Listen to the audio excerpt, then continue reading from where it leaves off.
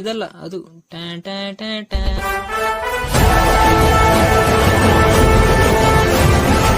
Sir, ನನ್ನ ಹೆಸರು P Anand ಅಂದ್ಬಿಟ್ಟು SJP ಟ್ರೇಡರ್ಸ್ ಪುಟಗಂಗಡಿ ಓನರು.